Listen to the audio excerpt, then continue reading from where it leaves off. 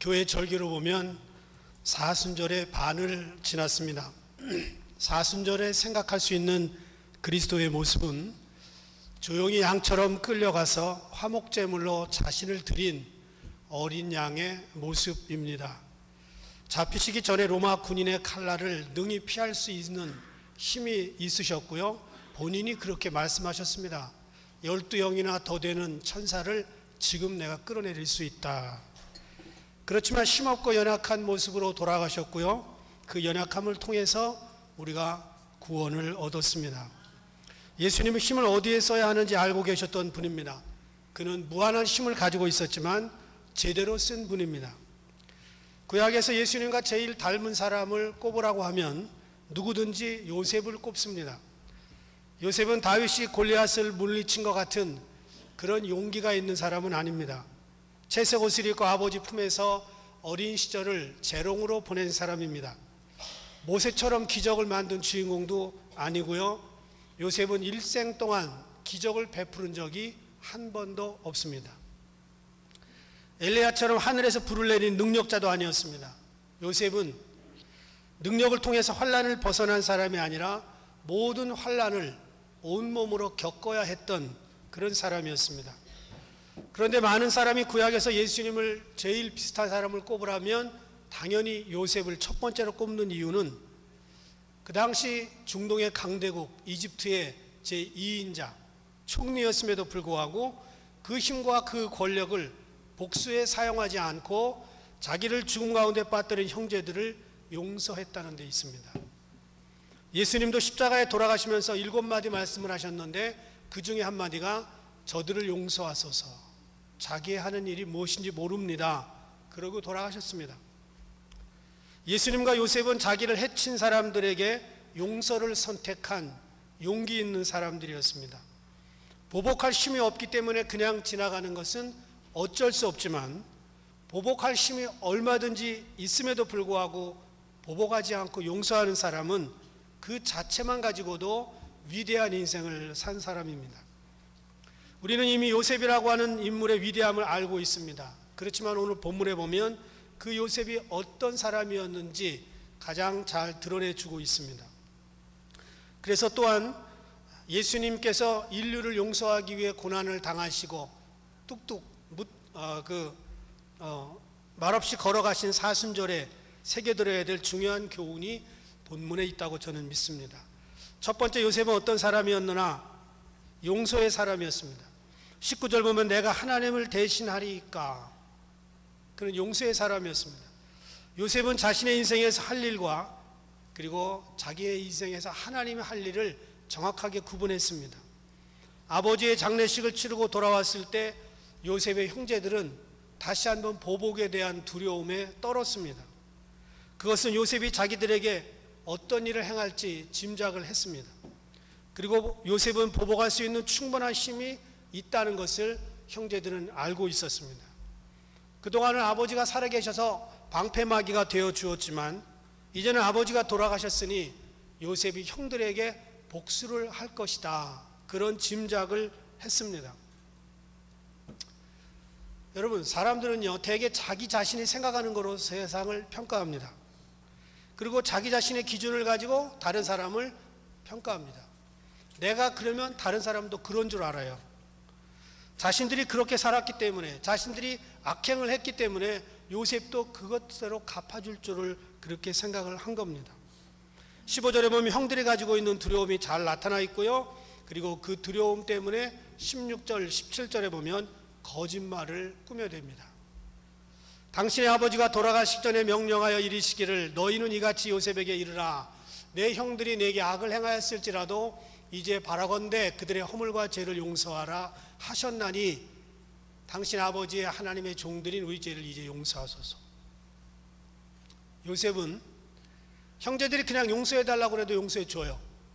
용서해달라는 말을 하지 않았어도 이미 다 용서했습니다. 그런데 형제들은 두려움을 해결하기 위해서 거짓말을 했고요. 그 거짓말 속에는 자기들과 아버지와 하나님의 이름까지 끌어들였어요. 비굴했습니다. 아버지 이미 돌아가셨어요. 그런데 아버지에다가 하나님의 이름까지 끌어들이면서 살려고 애를 씁니다. 마지막 최후의 수사도로 그들이 요셉의 앞에 와서 엎드려 말합니다. 18절, 우리는 당신의 종들이니이다. 형인데, 그건 바꿀 수 없는 인간의 질서인데 당신의 종입니다. 살기 위해서 애를 써요. 20년 전에 살려달라고 그렇게 소리 질렀던 요셉을 팔아버린 이 형제들은 지금 자신들이 살기 위해 거짓말을 하고 동생 앞에 목숨을 구걸하고 있고요, 돌아가신 아버지를 끌어들이고 아버지의 하나님을 끌어들이고 있습니다. 요셉은 그들이 하는 말을 듣고 이렇게 말합니다. 두려워하지 마소서, 내가 하나님을 대신하리이까? 이렇게 답변합니다. 요셉은 형들이 자기를 판 사실을 악한 것으로 이미 판단했습니다. 거기에 똑같이 악한 방법으로 갚지는 않았습니다. 그것이 왜 그럴까? 하나님의 주권을 알았고 자기가 할 수 있는 선을 정해 놓았습니다. 여러분, 요셉도 사람이잖아요. 사람입니다. 10명의 형들이 자기를 미워하고 질투하고 죽여버리려고, 그리고 말도 통하지 않는 외국 상인들에게 팔았을 때 얼마나 안타까웠을까요?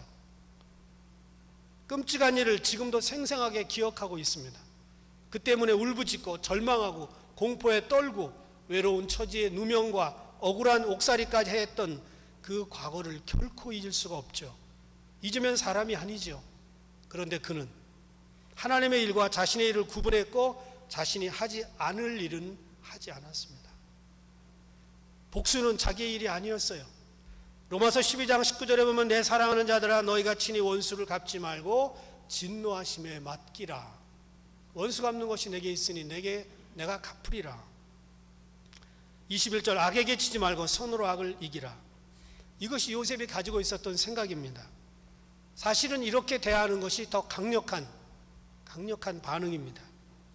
그는 형들을 얼마든지 죽일 수 있었어요. 과거의 모든 사실들을 이집트 관리들에게 다 알리고 날짜를 잡아서 형제들을 처형을 시켜도 이집트 사람들 중에 어느 누구도 요셉에게 돌을 던질 사람은 없습니다. 게다가 이제는 그럴 만한 힘도 있습니다. 마음만 먹으면 얼마든지 형들을 죽일 수 있었지만 요셉은 그렇게 하지 않고 말합니다. 내가 하나님을 대신하리이까? 이 말 속에는 하나님에게 대한 믿음이 들어있습니다. 20절에 보면 그의 체험적이고 고백적인 믿음이 나옵니다. 당신들은 나를 해하려 하였으나 하나님은 그것을 선으로 바꾸사 오늘과 같이 많은 사람의 백성의 생명을 구원하게 하시려 하셨다. 이 말은 요셉의 인생에서 가장 중요했던 말입니다. 나 해함을 받았다. 나 죽이려고 당신들한테 그렇게 고통스럽게 당했던 사람이다. 그러나 하나님은 그것을 선으로 바꾸었다. 그래서 오늘과 같이 많은 백성의 생명을 구원하게 하셨다. 내가 이집트에 들어왔기 때문에, 꿈을 해석했기 때문에, 하나님이 함께 해주셨기 때문에 나도 살았고 75명의 이스라엘 형제 자매들 식구들이 살았고, 그리고 이집트의 많은 사람들이 7년 흉년과 7년 풍년을 잘 살았다. 그 얘기입니다. 여러분, 이것은 예수님의 복음과 동일한 메시지입니다. 사람들은 예수 그리스도를 해했습니다. 십자가에 못 박았습니다. 그러나 하나님이 살리셔서 모든 백성을 살 수 있는 길을 열어주셨습니다. 이 말 속에는 모든 인간의 행사가 다 하나님의 손안에 있으며 하나님의 역사의 주인이라는 믿음이 들어있는 겁니다. 인간이 행하는 그 어떤 일도 하나님의 뜻 안에 들어있다는 고백이 있습니다. 이 말 속에는 하나님은 악한 일까지도 선하게 바꾸어 주신다는 믿음이 들어있습니다. 이 말 속에는 하나님께서만이 홀로 의로우신 재판장이심을 인정하고 거기에 순종하는 요셉의 믿음이 들어있습니다. 요셉의 형들은 요셉에게 용서를 구했지만 요셉은 스스로를 다 용서했고요, 자기도 용서하고 다 형제들도 용서했어요. 그리고 복수의 권한은 하나님에게 있고 하나님께서 이미 용서하신 일이라면 그것은 더 이상 요셉이 관계할 일이 아니라는 것입니다. 하나님의 뜻은 요셉도 구원하고 식구들도 구원하기 위해서 그렇게 시나리오를 꾸미셨다는 겁니다. 형들은 아우를 해하려 했으나 하나님은 그것을 선으로 바꾸셨습니다. 그래서 많은 백성의 생명을 구원하셨습니다. 하나님의 그 선하시고 놀라운 계획 앞에 내가 무슨 말을 할 수 있겠냐는 거예요, 이 미약한 인간이. 여러분, 세상의 인간관계와 사회의 질서는 참 복잡합니다. 오늘까지도 개인적으로 사회적으로 시기, 질투, 미움, 반목, 속임수, 음모, 중상, 싸움, 사륙, 보복, 전쟁 끝이 없습니다. 끝이 없어요. 그 가운데 인간이 재판장이 되고 형벌의 집행자가 될 때가 너무 많습니다. 우리 그리스도인들까지도 어떤 사안에 대해서, 어떤 사건에 대해서 자기가 심판하고 자기가 정죄하고 자기가 따돌리고 자기가 그렇게 할 때가 너무나 많아요. 인간의 비극입니다. 시기와 미움과 질투가 시작돼서 자기들이 판사가 되고 자기들이 정죄해서 그런 것을 모든 결정할 때 하나님이 설 자리는 없는 겁니다. 우리는 요셉처럼 이렇게 얘기해야 돼요. 어떻게 내가 하나님을 대신할 수 있습니까? 요셉은 오늘 우리들에게 많은 메시지를 전달합니다. 나는 복수의 주인공이 아니다. 여러분, 동물의 세계에서도 복수가 존재한다는 얘기를 들어보셨어요? 사우디아라비아에서 동료를 치어 죽인 자동차에 복수하기 위해서 수십 마리의 원숭이가 사흘 밤낮을 기다리다가 돌멩이 하나씩 들고, 그리고 그 차가 돌아올 때 그 돌 거기다 던졌다는 기록이 있습니다. 이 원숭이들은요 3일 밤낮을 그 원수를 갚기 위해서 기다렸어요. 그런데 이제 현대인들은 더 이상 그렇게 개인 대 개인의 복수를 할 수 없는 시스템입니다. 사법체계 안에서만 가능해졌고요, 개인의 복수를 국가가 대신 해주는 시스템이 되었습니다. 그럼에도 불구하고 수많은 백성들은 같은 죄인이면서 하나님의 자리에 앉아 형제자매를 판단하고 정죄하고 복수하는 일들이 흔합니다. 그래서 공동체 안에서는 비극이 그치지 않고 계속됩니다. 오늘 우리는 사순절을 보내면서 요셉이 가지고 있었던 신앙을 가질 필요가 있습니다. 어찌 내가 하나님을 대신하랴. 이런 겸손한 자세가 교회로부터 퍼져나가면 교회는 아름다워질 것이고요, 사회는 정의로워질 것입니다. 그리고 교회는 힘을 가지게 될 것입니다. 힘은 복수에서 나오는 것이 아니라 용서와 사랑에서 나오기 때문입니다. 마태복음 6장 14절 15절 보면 너희가 사람의 잘못을 용서하면 너희 하늘 아버지께서도 너희 잘못을 용서하시려니와 너희가 사람의 잘못을 용서하지 아니하면 너희 아버지께서도 너희 잘못을 용서하지 아니하시리라. 에베소서 4장 32절은 바울이 이렇게 얘기합니다. 서로 친절하게 하며 불쌍히 여기며 서로 용서하기를 하나님이 그리스도 안에서 너희를 용서하심과 같이 하라. 사순절은 용서를 뼈아프게 배우는 기간이 되어야 됩니다. 사순절은 1년에 한 번 슬쩍 지나가는 절기가 아닙니다. 안 나오던 새벽기도 며칠 더 나오는 기간만이 아니에요. 주님이 십자가에서 베푸신 그 처절한 용서를 배우는 기간이 되어야 됩니다. 용서의 가르침을 따라 사는 삶은 복된 삶입니다. 그렇지 않으면 우리의 삶은 너무 억울해요. 너무 고통스럽고 너무 불안하고 불행할 수밖에 없어요. 생각해 보세요. 요셉이 얼마나, 정신학자가 분석을 하면 요셉은 정신병자입니다. 그 트라우마를 어떻게 할 거예요? 가만히 있는 사람을 시기하고 미워하고 중상하고 음해하고 팔아먹었는데, 죄를 짓지도 않았는데 감옥에 집어넣었는데 그 정신적인 스트레스를 어떻게 할 겁니까? 그런데 그는 자유로웠어요. 왜? 하나님 안에서 모든 것을 용서하고 덮어주었기 때문에. 보통 기도로 그것을 감당할 수 있을까요? 일이 있을 때마다 일일이 다 변명하고 반박하고 따지고 들었으면 요셉은 벌써 죽었어요. 그는 심판자의 자리에 서지 않았습니다. 하나님을 대신하지 않았습니다. 부당하고 어리석고 위험하고 그랬지만 그는 다 견디고 용서하고 넘어갔어요. 우리는 이렇게 고백해야 돼요. 내가 하나님을 대신하랴? 나는 하나님이 아니야.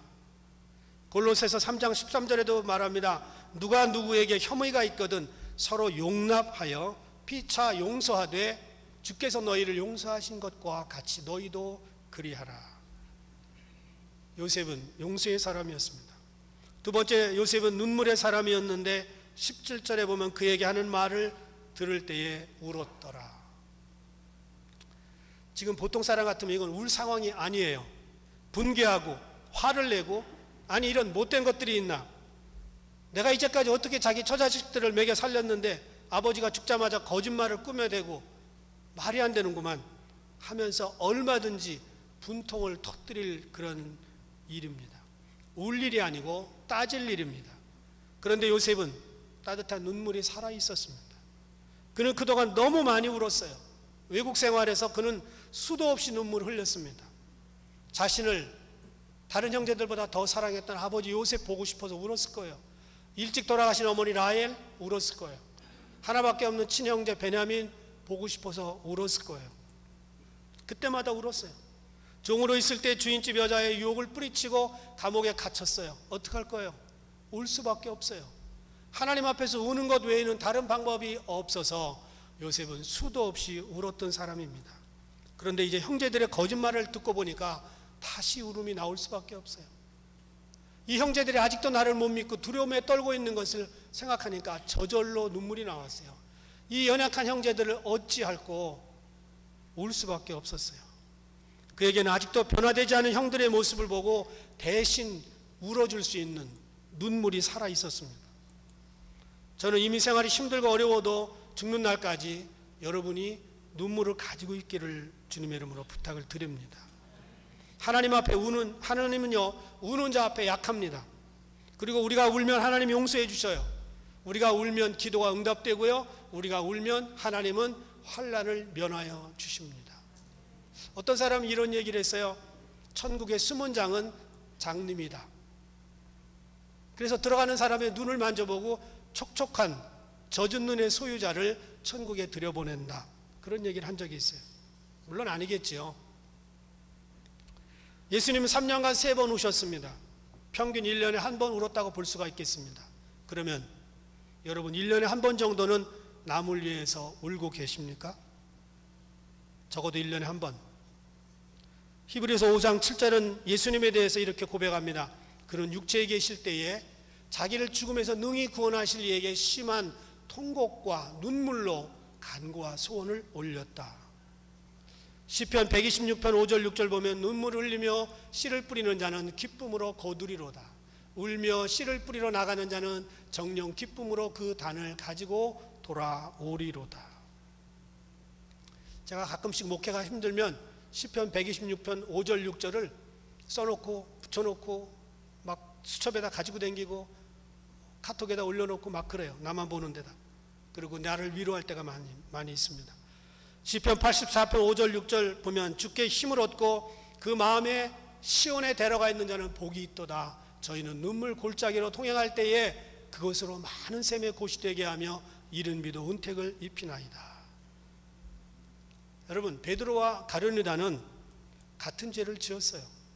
저는 베드로의 죄가 결코 가룟유다의 죄보다 가볍다고 생각하지 않습니다. 그런데 베드로는 울었고요, 가룟유다는 자신의 목을 맸습니다. 울 줄 아는 사람, 눈물을 가진 사람에게는 하나님이 다시 기회를 주시고 미래를 주십니다. 그런데 목매 죽으면 끝나는 거예요. 아니, 수 없는 제자들과 그 여자들을 폭행해놓고 자기만 목매 죽으면 끝나는 거예요. 그런 사람들이 어떻게 사회 지도자가 됐었는지 모르겠어요. 조화무게 교수, 자기만 죽으면 끝나는 거냐고. 그런 고통과 괴로움에 지난 십수년간 떨었던 사람들은 또 다른 고통 속으로 들어가야 돼요. 자기의 고백 때문에 누군가가 자살했다고 하는 그 죄책감을 또 어떻게 감당하겠어요? 미투 어떻게 할 거예요? 빌립보서 3장 18절 보면 내가 여러 번 너에게 말하였거니와 이제도 눈물 흘리며 말하오니 여러 사람들이 그리스도 십자가의 원수로 행하느니라. 그리스도 십자가의 원수로 행하는 그 사람들은요, 이방인들이 아니고 빌립보 교회 안에 복음을 들었던 사람이 그런다는 거예요. 바울이 괴로웠어요. 울었습니다. 눈물 흘리며 말했습니다. 바울은 빌립보 성도들의 불신앙을 보면서 울었던 눈물의 사람이었습니다. 그래서 눈물은 약한 자의 것이 아니라 강한 자의 것입니다. 요셉은 그런 눈물을 가진 사람이었습니다. 세 번째, 그는 위로의 사람이었습니다. 21절 보면 그들을 간곡한 말로 위로하였더라. 이것은 요셉의 최고의 성품을 보여주는 말입니다. 사실 누가 누구를 위로해야 돼요? 지금 요셉은 위로를 받아야 돼요. 형제들에게 위로 받아야 돼요. 그런데 형제들이 요셉을 위로해도 모자라는데 그는 간곡한 말로 자기가 위로를 합니다. 우리는 모두 위로부터 부어주시는 하나님의 위로가 필요한 사람입니다. 한 사람도 예외 없이 하나님의 위로가 다 필요해요. 그러나 동시에 우리는 사람들에게 위로를 받아야 하는 존재들입니다. 따뜻한 위로 한마디가 사람의 운명을 바꾸기도 하고요, 차가운 그런 말 한마디가 그 사람을 죽게도 만들어 버립니다. 몇 달 전에 북한 귀순 용사가 판문점으로 들어온 적이 있습니다. 그런데 거의 죽을 판이었어요. 그 수술을 집도했던 아주대병원 의과대학의 이국종 교수가 있습니다. 이분은 2011년도에 아덴만의 여명 작전 때 그 인지를 구출하는 과정에서 중상을 입었던 석혜균 원장도 치료한 분이 이분입니다. 이분이 한 인터뷰에서 자기의 어린 시절을 털어놓았는데 어린 시절 그의 집이 가난했대요. 뭐 그 시절에 안 가난한 사람이 있었을까요? 아버지가 6.25 전쟁 때 지뢰를 밟아서 한쪽 눈을 잃고 팔다리를 다친 장애인 2급 유공자입니다. 저희 아버지도 유격대를 하다가 총을 3번 맞았어요. 이 교수는 중학교 때까지 학교에 가서 자기가 국가유공자 아들이라는 얘기를 하지 않았어요. 왜냐하면 아버지가 장애인이라고 놀림당할까봐. 하루는 어머니가 동사무소에서 상위 군인들에게 지급하는 밀가루를 머리에 이고 오는데 쏟아버렸습니다. 낮에 옮기기가 창피해서 밤에 옮기다가 사람 눈을 피해서 잘 안 보이는 돌뿌리에 넘어져서 밀가루가 다 쏟아졌어요. 그 순간 이국종 어린이죠. 가슴이 울컥해지면서 그런 걸 깨달았대요. 내가 크면 아프고 힘든 사람에게는 함부로 대하지 않겠다. 이분이 중학교 때 축농증을 너무 심하게 앓은 적이 있는데 치료를 받으러 병원에 갔습니다. 국가유공자 의료카드를 내밀었더니 간호사들이 다 고개를 설레설레 흔들면서 딴 병원 가보라고 그랬대요. 몇몇 병원을 돌아다녔습니다. 문전박대를 당했어요. 그 당시 병원들이 국가유공자 카드로 치료를 해주면 남는 게 없다고 그랬대네요. 이런 일을 겪으면서 사회가 장애인들에게, 가족들에게 얼마나 냉랭하고 비정한지 알게 됐다고 그럽니다. 자신을 받아줄 병원이 없는 걸 알고 한동안 있었는데 한 병원에 가서 이학산이라고 하는 의사를 만납니다. 외과 의사였습니다. 이분은 어린 이국종이가 내밀었던 유공자 의료복지 카드를 보고 이렇게 말했대요. 아버지가 자랑스럽겠구나. 그러면서 진료비 하나도 받지 않고 정성껏 치료해 준 다음에 다시 이렇게 얘기했대요. 열심히 공부해서 꼭 훌륭한 사람이 되어라. 이거 참류소설에 나오는 멘트예요. 열심히 공부해서 꼭 훌륭한 사람이 되어라. 그런데 이 한마디의 위로가 이국종 중학생의 마음에 꽂힙니다. 그리고 내가 의사가 돼야 되겠다. 이 이학산이라고 하는 이분처럼 의사가 돼야지. 그리고 가난한 사람을 도와야지. 아픈 사람을 치료해주고 봉사하면서 살아야지. 이렇게 다짐했다고 합니다. 부끄러워서 내밀었던 의료복지 카드를 자랑스럽게 만들어준 이 근사한 한마디가 한 사람의 인생을 바꿉니다. 여러분이 누군가에게 꿈을 물어보고서 이렇게 대답하신 적이 있으신가요? 다 좋은데 그게 돈이 되겠냐? 제가 신학교 간다고 그랬을 때 제 주변에 있었던 여러 사람들이 저에게 그렇게 물어봤어요. 다 좋은데 그게 돈이 되겠냐? 어떤 사람이 이렇게 물어봐요. 너 그거 하려고 대학 나왔냐? 또 어떤 사람이 이렇게 물어봐요. 그거 아무도 알아주지 않는 거야. 이런 한마디가 의로운 길을 가려고 하는 사람들의 길을 꺾습니다. 근데 이렇게 말하면 어떨까요? 내 참 꿈 근사하다. 참 멋진 꿈을 가졌구나. 요즘 세상에 그런 꿈을 가진 뇌가 자랑스럽다. 이렇게 말하면, 이렇게 위로하고 이렇게 격려해 주면 우리 교회와 사회가 얼마나 좋아질까 저는 생각합니다. 제가 신학교 갈 때 어머니 반대했지, 형님 반대했지, 다 반대했어요. 왜? 돈이 안 된다는 거예요. 너는 머리가 좋은데, 여러분은 모르시면 우리 식구들은 알아요. 제가 머리 좋은 거. 너는 머리도 좋고 공부도 잘했는데 왜 굳이 신학교로 가려고 그러냐? 배고프다. 저는요, 신학교 가서 오늘날까지 배고픈 적이 없었어요. 여러분, 오늘 우리는요, 다 위로가 필요해서 여기 오신 거예요. 뭐 욕먹고 꾸중 듣고 싶어서 교회 오는 사람이 누가 있어요? 하나님의 한마디가 듣고 싶은 거예요. 지난 한 주간도 고생했다. 이민자로 사는 거 얼마나 힘든데 나를 위해서 살기 힘들지. 그래도 살아주니 고맙다. 이런 말 듣고 싶은 거예요. 이런 한마디의 위로가, 하나님의 마음에 들어있는 그런 한마디가 삶과 세상에 지친 하나님의 자녀들을 위로하는 생수가 되는 것입니다.